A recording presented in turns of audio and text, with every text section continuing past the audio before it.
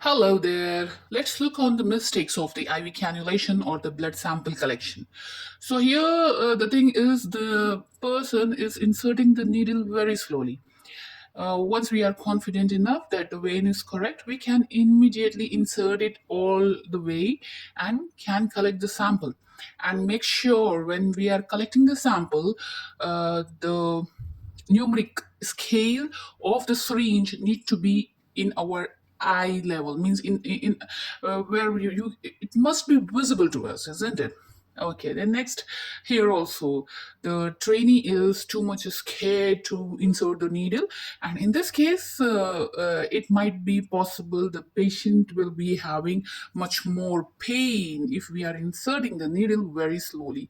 And here the thing is, it went good, well. Okay, so here, once we have taken, immediately we need to put on the gauze piece so that if any blood is dripping over, it will get absorbed by the gauze. Whereas the next cannulation, okay, fine, the person is inserting the cannula very smoothly, but it's very slowly, isn't it?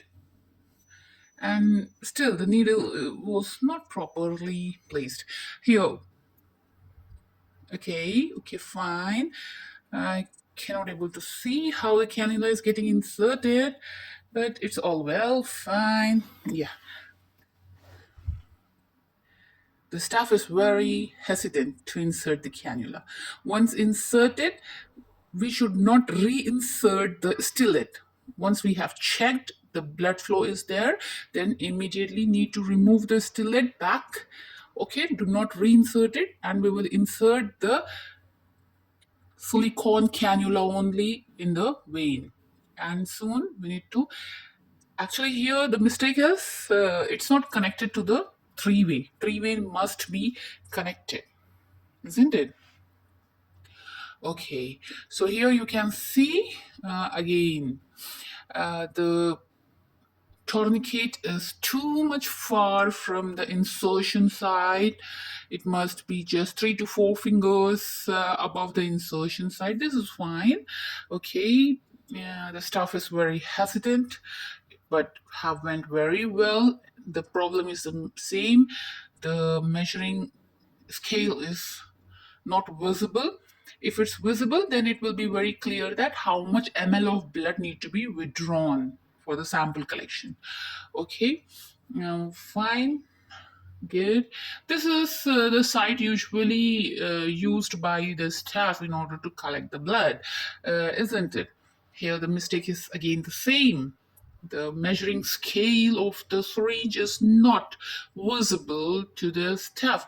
And here another mistake, we should not press the thumb on the needle. It's going to cause too much pain to the patient. And immediately once we remove the syringe, we need to just uh, leave the tourniquet. Another thing. Okay, here once the cannula is inserted, first we should make sure that what are the parts of the cannula. You see, the silicone cannula is inside and the stillet, and the staff is just pressing over along with the thumb. No, we cannot do that.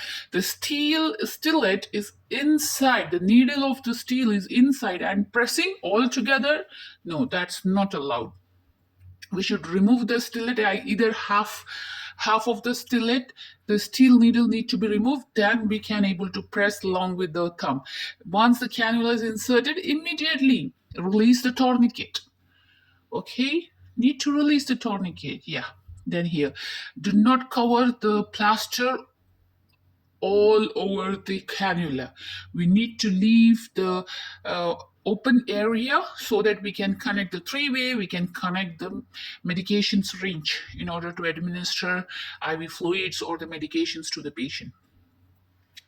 Here, even though this is very small cannula, actually this is of the pediatric case cannulas. Here, the thing is this for just the practice purpose. This is the smaller cannula, usually selecting the site of metacarpal area. The vein is very well, the vein is very much visible. This was a very good site to insert the cannula, but still it's fine for the practice. You can see here the cannula was inserted only the halfway, and they have removed off this complete stillet. The steel needle will not remove totally. You can see the staff is pressing the needle when it is inside the vein. That will cause the pain to the patient. Okay, here another one. Okay, well, the cannula is very well inserted. What's this? Boob, blood outside. It's fine. Okay, once it's inserted, we need to keep our thumb in front of the plastic cannula so that the blood is not out. Okay, thank you so much.